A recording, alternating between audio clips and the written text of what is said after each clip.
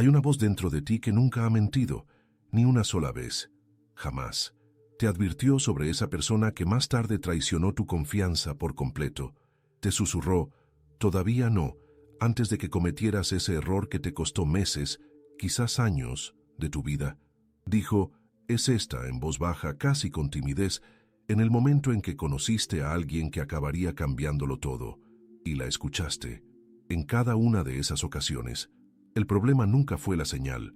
El problema fue que nadie, ni una sola persona en tu vida, se sentó contigo para decirte, ese sentimiento es real, esa voz es digna de confianza, ese saber interno es uno de los instrumentos más sofisticados que jamás se han depositado en un ser humano.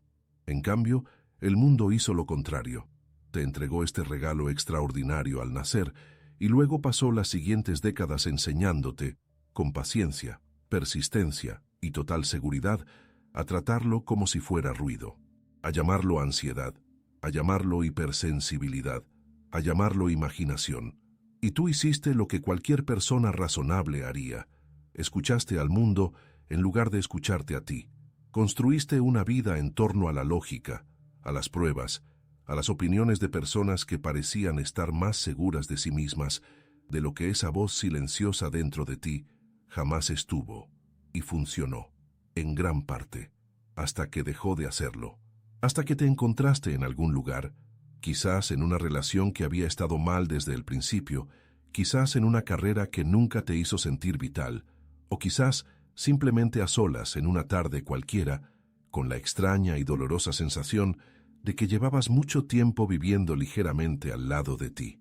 Esa sensación no es una crisis, esa sensación es una brújula, y te está señalando este lugar, este momento, esta conversación, que te prometo que no se parece a nada de lo que hayas encontrado antes. No porque te vaya a enseñar algo nuevo, sino porque te devolverá algo antiguo, algo que te pertenece, algo que en realidad nunca se perdió, sino que quedó enterrado bajo el peso de un mundo que se mueve demasiado rápido y habla demasiado alto para dejarte oír lo que habita en lo más profundo. Lo que vas a descubrir existe en la intersección entre la sabiduría ancestral y la neurociencia moderna. Involucra una estructura dentro de tu cerebro tan pequeña que la mayoría de la gente nunca ha oído hablar de ella y, sin embargo, tan significativa que civilizaciones enteras construyeron sus símbolos más sagrados en torno a ella. Involucra un descubrimiento realizado en laboratorios modernos que confirma lo que místicos, sacerdotes y filósofos llevan diciendo desde hace 5000 años. Y te involucra a ti, específicamente a ti, y al sistema silencioso, preciso y extraordinariamente inteligente que ha estado intentando contactar contigo durante toda tu vida. Esto no es información, es un proceso de recuerdo. Respira hondo un momento, no una respiración fingida, una real. De esas en las que el pecho baja de verdad al exhalar, donde algo en tu interior, aunque sea un poco, se libera. Si algo en estas primeras palabras ya ha despertado algo en ti, si incluso una pequeña parte reconoce lo que estoy describiendo, quiero que hagas algo sencillo. Dale a me gusta en este vídeo y en los comentarios dime desde qué parte del mundo nos estás viendo, la ciudad, la hora, el minuto, porque creo que no hay accidentes en quien encuentra una conversación como esta y quiero saber dónde está aterrizando este mensaje. Mira hasta el final. Lo que viene a continuación te dará algo práctico, algo real, algo que podrás llevar contigo mañana por la mañana y utilizar de inmediato, porque la voz dentro de ti ya ha sido paciente durante suficiente tiempo. Es hora de escuchar. Permíteme llevarte de vuelta a un momento específico, no uno dramático, no un momento de película con música intensa e iluminación perfecta, uno tranquilo, uno ordinario. El tipo de momento que ocurre un miércoles por la tarde, un domingo por la mañana o en medio de una conversación que parece completamente normal desde fuera. Estabas a punto de decir que sí a algo, a una relación, a un trabajo, a una decisión, a un camino. Todo a tu alrededor te impulsaba a seguir adelante. La lógica era impecable. El momento parecía el adecuado. Las personas en las que confiabas asentían con la cabeza. No había ninguna razón visible para detenerse. pero algo dentro de ti no se movía. No tenías miedo, tampoco entusiasmo, simplemente una quietud completa e inusual, como si una parte de ti ya hubiera visto dónde terminaba ese camino y se hubiera sentado silenciosamente en el suelo, negándose a caminar un paso más. Lo sentiste, claramente, en el pecho o en el estómago, o en algún lugar que no tiene un nombre preciso, pero que sabes exactamente cómo localizar ahora mismo mientras escuchas esto. Y entonces hiciste lo que hace la mayoría de la gente. Buscaste una explicación lógica. Te dijiste que eran nervios. Te dijiste que eran viejos patrones, viejos miedos, viejas heridas que volvían a hacer ruido. Te dijiste que esa sensación no era prueba de nada real, que las decisiones reales se toman con la mente, no con una sensación sin palabras que no se puede poner en una hoja de cálculo ni defender en una conversación. Así que seguiste adelante, y la vida siguió contigo, hasta el momento en que no pudo más, hasta que meses o años después te encontraste en un lugar tranquilo y el recuerdo de aquella quietud volvió a ti, no exactamente como un arrepentimiento, sino como algo más preciso, como un reconocimiento. Lo sabía, lo sentí antes de que pasara nada de esto. Algo en mí ya lo sabía. Aquí es donde quiero que te detengas un momento, porque esta es la parte por la que la mayoría de la gente pasa demasiado rápido. Aquel saber no era un sentimiento, era un cálculo. Tu cerebro, segundos antes de que fueras consciente de nada, ya había procesado miles de señales, microexpresiones en los rostros que te rodeaban, sutiles incoherencias en el tono y el lenguaje, patrones de toda tu historia personal que encajaban o no con lo que tenías delante, claves ambientales tan pequeñas que tus ojos nunca las registraron conscientemente. Tu cuerpo lo recibió todo, lo procesó todo y entregó una conclusión, no en palabras, en sensaciones, porque el sistema que genera este saber es más antiguo que el lenguaje. Existía mucho antes de que los humanos tuvieran palabras para lo que sentían. Fue diseñado para la velocidad, para la precisión, para la supervivencia, y nunca ha dejado de funcionar. Piensa en esto. Cuando entras en una habitación donde dos personas acaban de terminar una discusión, lo sientes de inmediato. Nadie te lo dice. El aire mismo lleva una carga que detectas antes de entender qué estás detectando. Cuando alguien desconocido te sonríe, y hay algo que no encaja entre la sonrisa y la mirada, sientes el desajuste en tu cuerpo antes de que tu mente haya terminado de formar el pensamiento. Cuando suena el teléfono en mitad de la noche, y ya sabes, antes de responder, que algo ha cambiado en el mundo. Eso no es la intuición como un regalo místico. Es la intuición como una función biológica, una de las funciones biológicas más sofisticadas jamás estudiadas. Y vive en ti, totalmente intacta ahora mismo, en este momento. Entonces, ¿por qué parece tan poco fiable? ¿Por qué tantas personas pasan años dudando de sí mismas, delegando sus decisiones en otros, siguiendo caminos que no encajan del todo y solo reconociendo lo que ya sabían cuando están al otro lado de un error que les ha costado algo real? La respuesta no es que el sistema esté estropeado. La respuesta es algo mucho más específico, mucho más interesante y mucho más reversible que eso. Pero antes de llegar ahí, quiero que te fijes en algo de tu propia vida ahora mismo. Piensa en la última decisión importante que tomaste, no en la lógica que usaste para tomarla, sino en el momento justo antes de que llegara la lógica. ¿Qué había en tu cuerpo en ese instante? ¿Hubo un sí que se sintió como una expansión, como un espacio que se abría? ¿Hubo un no que se sintió como una contracción, como una puerta que se cerraba silenciosamente? ¿Hubo una quietud que decidiste interpretar como nada porque nada era la interpretación más segura?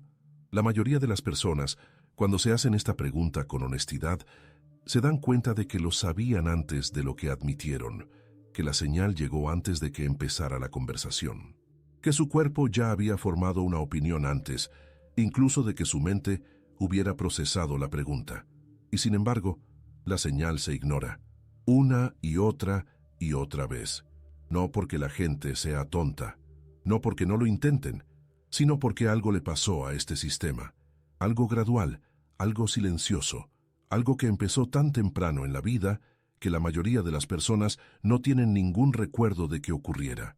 Algo que instaló en lo más profundo del sistema operativo de lo que eres una única y silenciosa instrucción. No te fíes de lo que sientes. Fíate de lo que puedes explicar. Esa instrucción lo cambió todo.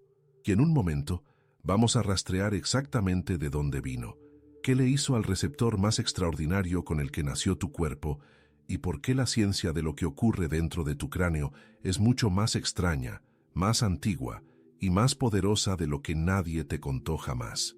En el centro geométrico preciso de tu cerebro, no cerca del centro, no aproximadamente allí, sino en el centro geométrico exacto, hay una estructura tan pequeña que la mayoría de los libros de texto de anatomía le dedican menos de un párrafo. Pesa menos de 1/10 de gramo. Y sin embargo, sin ella, no sabrías quién eres. Se llama glándula pineal, llamada así por el piñón al que se parece. Y la historia de lo que esta diminuta estructura hace realmente, lo que siempre ha hecho, es una de las historias más extraordinariamente silenciosas de la historia del conocimiento humano.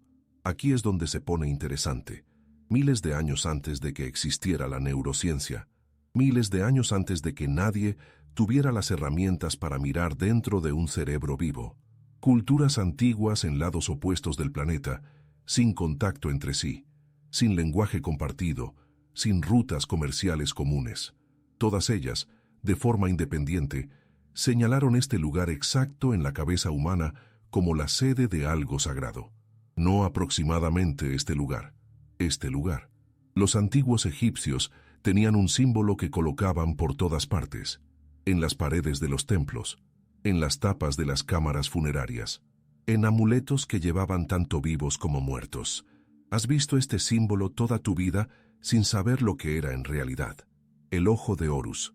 Durante siglos, los estudiosos modernos lo trataron como imaginería religiosa, un ojo mitológico perteneciente a un dios mitológico, hermoso y ya antiguo, irrelevante para cualquier fin práctico, hasta que un grupo de anatomistas hizo algo que parece casi demasiado simple en retrospectiva.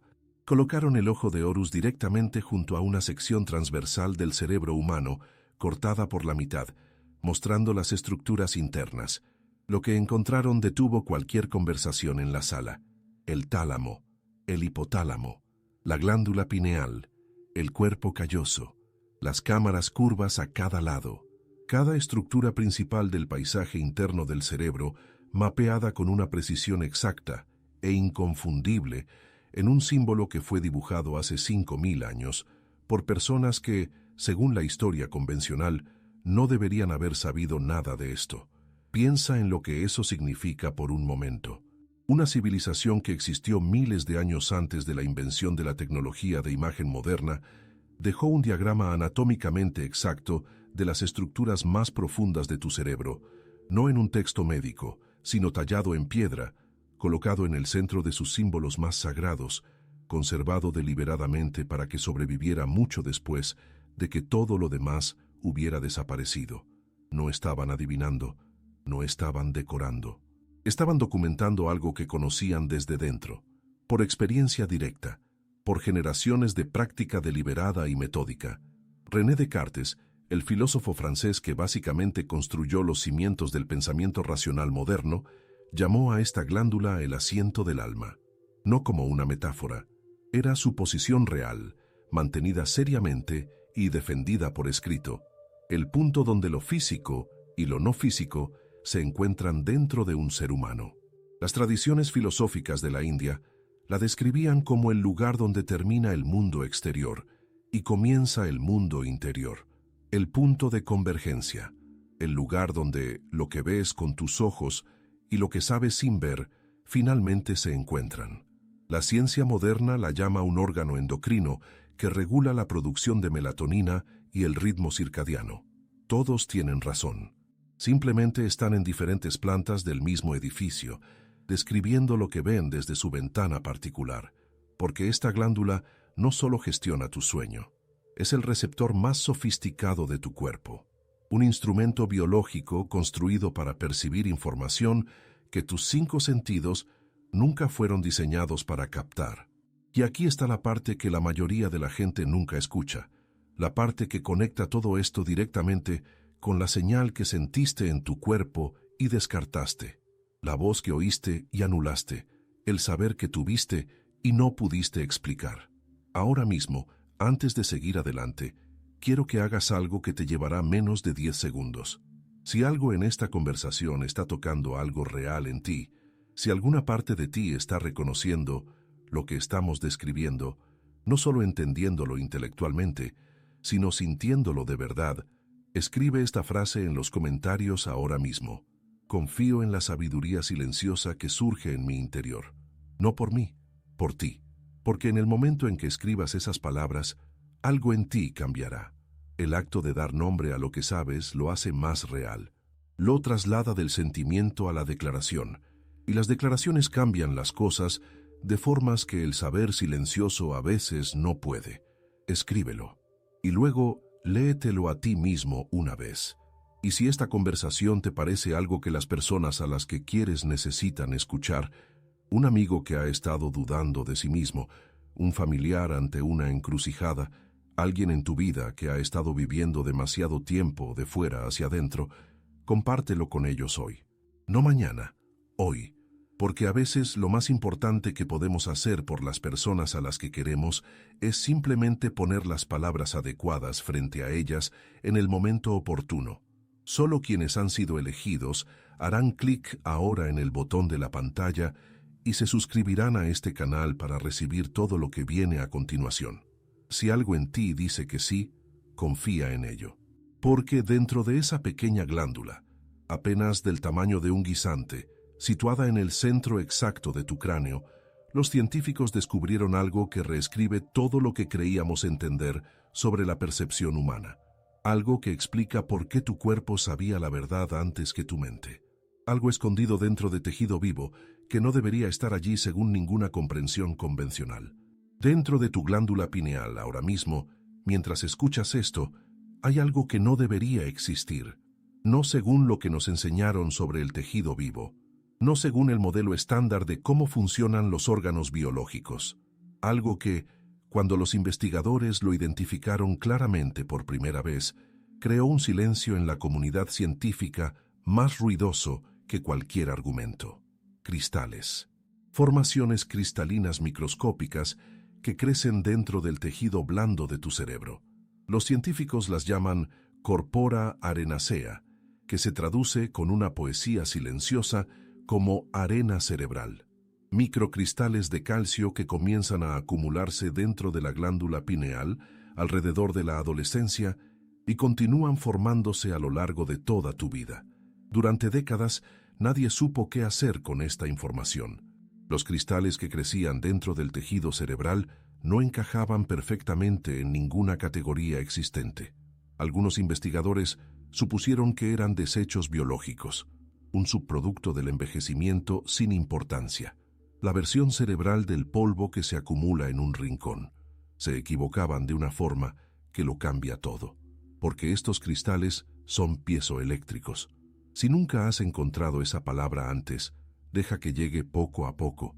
Piezoeléctrico describe la capacidad de ciertos materiales para convertir la presión mecánica en una señal eléctrica, y para convertir una señal eléctrica de nuevo en una respuesta física.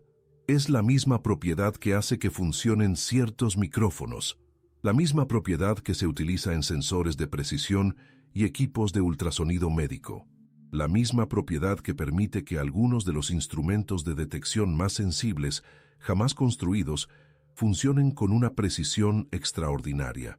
Y tu cerebro ha estado cultivando estos cristales desde que eras adolescente. Detente un momento y siente el peso de esto. No naciste con una vaga sensibilidad espiritual que puede ser real o no dependiendo de tu sistema de creencias.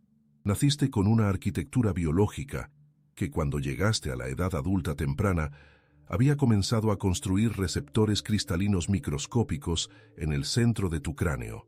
Receptores capaces de detectar y transmitir vibraciones que existen por debajo del umbral de tus 5 sentidos ordinarios. Esto no es una metáfora, es ciencia de materiales aplicada a la anatomía humana. Así que pregúntate con honestidad, cuando sentiste algo en una habitación que nadie más parecía notar, cuando percibiste un cambio en la energía de alguien antes de que dijera una sola palabra, cuando tu cuerpo respondió a una situación con información que tus ojos aún no habían entregado, ¿qué estaba pasando exactamente? ¿Y si nunca fue irracional? ¿Y si siempre fue lo más racional de la sala, operando a través de un sistema tan preciso que la ciencia apenas está empezando a encontrar el lenguaje para describirlo? Aquí es donde la historia se profundiza. Los investigadores que estudian la glándula pineal descubrieron que estos cristales no tienen formas aleatorias, tienen una geometría específica, una estructura interna coherente, y esa estructura, bajo ciertas condiciones, responde a campos electromagnéticos extremadamente sutiles, el tipo de campos que existen en todas partes, el tipo que cada cuerpo vivo genera y irradia continuamente, el tipo que cambia cuando una persona miente o tiene miedo o está bajo el influjo de algo que no muestra en la superficie. Tu cuerpo ha estado leyendo estos campos durante toda tu vida, procesándolos, respondiendo a ellos, generando lo que experimentas como instinto, como corazonada, como el saber sin palabras de que algo no va bien, o de que este momento es importante, o de que tienes que parar. Pero aquí está el problema del que nadie te advirtió. Este sistema, por extraordinario que sea, tiene una vulnerabilidad, no un fallo de diseño, una vulnerabilidad creada enteramente por las condiciones de la vida moderna, porque la glándula pineal no funciona aislada. Está conectada al sistema nervioso a través de vías que son exquisitamente sensibles a una cosa por encima de todas las demás, el estado interno del cuerpo en el que habita. Cuando ese cuerpo está en calma, cuando el sistema nervioso no está funcionando en modo de emergencia, cuando la respiración es pausada y los músculos no están tensos esperando un impacto, la señal de este receptor cristalino viaja limpiamente. Llega a la superficie de la consciencia como una impresión clara, un saber, una dirección, pero cuando el cuerpo está bloqueado en una tensión crónica, y la mayoría de los cuerpos modernos lo están, tan continuamente que la tensión ya no se siente como tal, sino simplemente como estar vivo, la señal no desaparece, simplemente no puede pasar. Es como intentar oír un susurro en una habitación donde cada superficie está vibrando. El susurro sigue ocurriendo, solo que no puedes separarlo del ruido. Y el ruido en la vida de la mayoría de las personas no es ocasional, es estructural. Está integrado en cómo nos despertamos, cómo trabajamos, cómo consumimos información, cómo nos movemos a lo largo del día. El sistema nervioso de la persona promedio en el mundo moderno está ejecutando una respuesta de emergencia de bajo nivel desde el momento en que suena la alarma hasta el momento en que el sueño finalmente lo desconecta, lo que nos lleva a la tercera capa de interferencia, la que no es biológica, la que no es ambiental, la que fue colocada dentro de ti por personas que te querían de verdad y no tenían ni la menor idea de lo que estaban haciendo. Porque la interferencia más poderosa en este sistema no es química, no es eléctrica, ni siquiera es la luz azul de tu pantalla impidiendo que tu glándula pineal se active correctamente por la noche, aunque eso también importa. Es una creencia única y silenciosamente devastadora que la mayoría de la gente lleva tan grabada que nunca se ha parado a cuestionarla. Una creencia que se instaló antes de que tuvieras las palabras para resistirte a ella. Y una vez que veas exactamente de dónde vino y lo que te costó, nunca volverás a relacionarte con tus propias señales internas de la misma manera. Hay un estudio del que la mayoría de la gente nunca oye hablar, no porque sea desconocido, sino porque es incómodo. Investigadores de la Universidad de California siguieron a un grupo de niños de entre 4 y 6 años observando cómo respondían los adultos cuando estos niños expresaban reacciones emocionales fuertes, miedo, incomodidad, rechazo o desagrado instintivo hacia una persona o situación. Lo que encontraron no fue sorprendente en términos de datos, fue devastador en términos de lo que los datos significaban. En más del 70% de los casos, la respuesta del adulto ante el instinto expresado por un niño era alguna forma de desestimación, no crueldad, no enfado, Desestimación. Una desestimación amable, con buena intención y total seguridad. No pasa nada. No seas maleducado. Eso es solo tu imaginación. No seas dramático. El 70% de las veces, el mensaje entregado a un niño en el acto de confiar en su propia señal interna era simple y claro. Lo que sientes no es fiable. Lo que yo veo desde fuera es más exacto que lo que tú experimentas desde dentro. Y los niños, porque están programados para confiar en los adultos que los mantienen con vida, se lo creen. Se lo creen de forma tan completa, tan temprana y tan repetida, que para cuando llegan a la edad adulta, la creencia ya no se siente como una creencia. Se siente como la realidad. Se siente como el sentido común. Se siente como la forma madura, razonable y responsable de moverse por el mundo. Confía en la lógica. Cuestiona el sentimiento. Verifica todo desde fuera antes de permitirte actuar según lo que percibes desde dentro. Ahora considera esto. La Organización Mundial de la Salud estima que aproximadamente 1.000 millones de personas en el mundo viven actualmente con un trastorno de ansiedad diagnosticado. 1.000 millones. Y esa cifra no incluye a la gran mayoría de personas que experimentan ansiedad crónica sin recibir nunca un diagnóstico.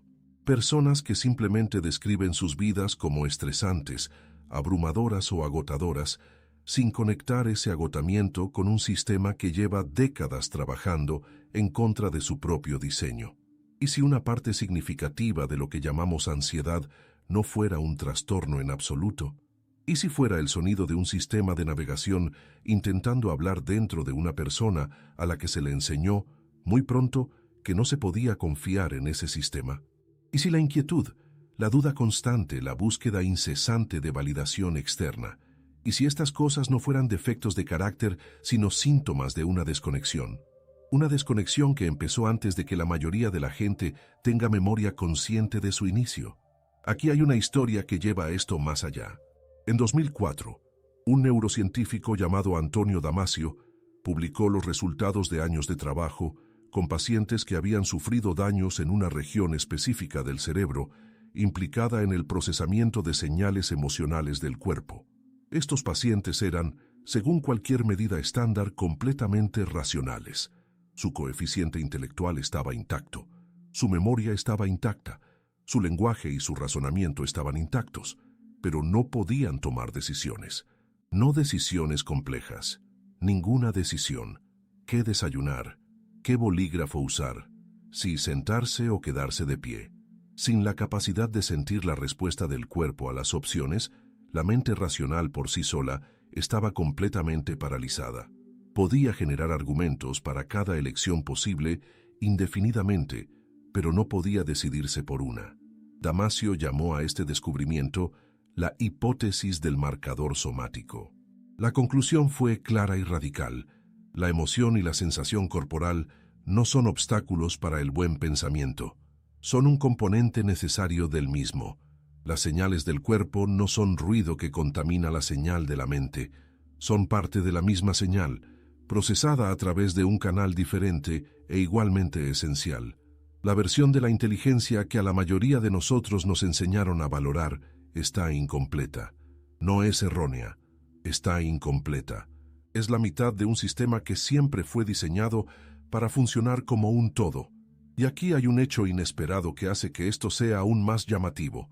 Estudios en psicología organizacional muestran que los altos ejecutivos de los niveles más elevados del mundo empresarial global, personas cuya identidad profesional se basa en la toma de decisiones analíticas, informan sistemáticamente de que utilizan su intuición como una entrada de información primaria para sus elecciones más importantes, no en lugar de los datos, junto a ellos. Un estudio de la Harvard Business Review encontró que más del 80% de los altos directivos describían la intuición como algo esencial en su proceso de toma de decisiones. No útil, esencial. Las personas que dirigen las instituciones más grandes del mundo confían, a menudo en privado, en el mismo sistema que a la mayoría de nosotros se nos entrenó para descartar por poco fiable. Así que la pregunta no es si este sistema funciona.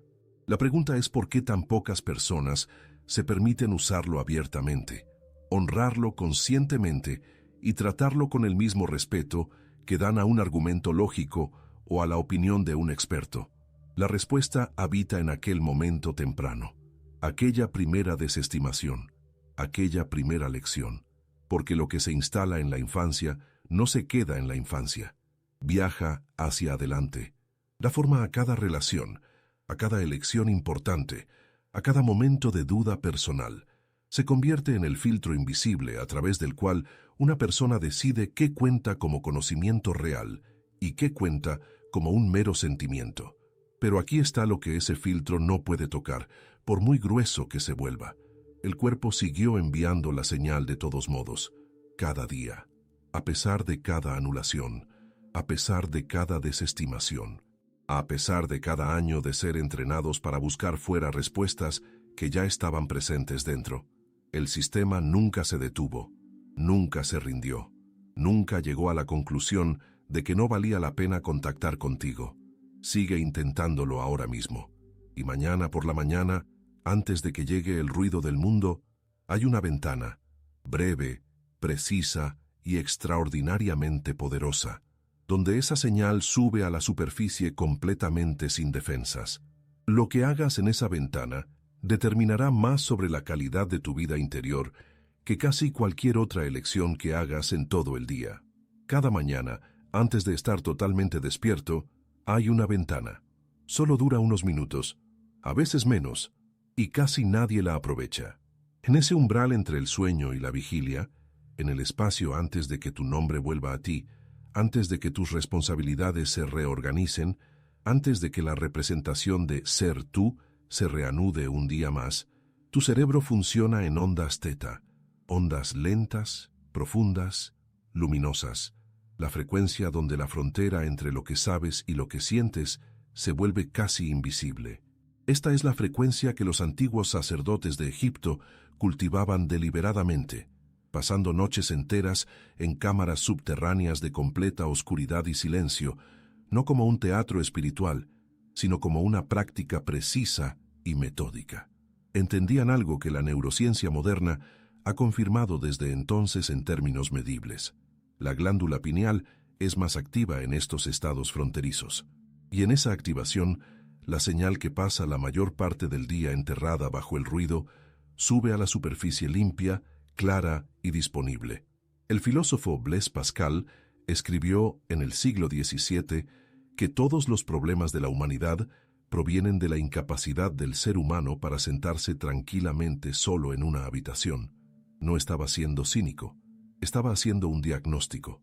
Entendía que el ruido del que nos rodeamos no es accidental, es protector. Nos impide tener que oír lo que ya sabemos, y lo que ya sabemos es a menudo lo que lo cambiaría todo. Así que aquí está la parte práctica. No es un programa, no es un sistema con 12 pasos y un certificado al final. Son un pequeño número de cambios honestos y sostenibles que, practicados con constancia, empiezan a despejar el canal que siempre ha estado ahí. El primero es la ventana de la mañana. Mañana, cuando te despiertes, no busques el móvil, no busques nada. Simplemente quédate inmóvil durante 5 minutos en el espacio entre el sueño y la vigilia total. Nota lo que está presente antes de que llegue el pensamiento para organizarlo. Una imagen, una sensación, una dirección, un saber tranquilo sobre alguien o algo en tu vida. No lo analices, no juzgues si es importante. Simplemente nótalo y, si es posible, escríbelo de inmediato. Una frase, lo que sea que haya llegado. Con el tiempo, empezarás a reconocer un patrón en lo que llega en esos primeros minutos. Una voz que es coherente, precisa y tranquila. Una voz que ha estado ahí cada mañana, esperando, mientras tú buscabas la pantalla en su lugar. El filósofo estoico, Marco Aurelio, empezaba cada mañana con un periodo de reflexión silenciosa antes de enfrentarse a las exigencias de su día. Gobernaba el imperio más poderoso del mundo conocido, y aún así consideraba que esta práctica era innegociable. No era un capricho, era esencial. Escribió en su diario, que hoy llamamos meditaciones: limítate al presente, no a las notificaciones, no a las opiniones de los demás, al presente, al presente interior donde vive la señal. El segundo cambio es la hora de la noche. Una hora antes de dormir, elimina las pantallas. Atenúa las luces o apágalas por completo. Esto no es un castigo, es honestidad biológica.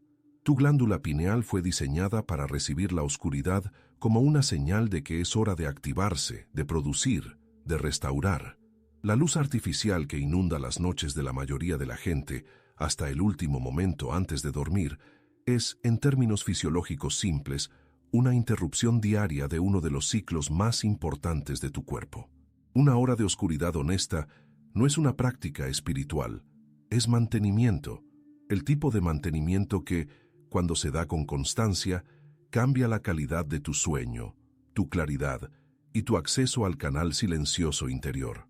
El tercer cambio es quizás el más importante y no requiere un momento específico del día, solo requiere una decisión. Empieza a tratar tus sensaciones corporales como datos, no como emociones que hay que gestionar, no como reacciones que hay que justificar, como información. Cuando conozcas a alguien y algo en tu pecho se contraiga, anótalo internamente como un dato. Cuando una decisión se sienta más ligera en tu cuerpo que otra, fíjate en ello. Cuando se te cierre el estómago ante un compromiso que estás a punto de aceptar, detente lo suficiente como para preguntar qué intenta decirte ese cierre.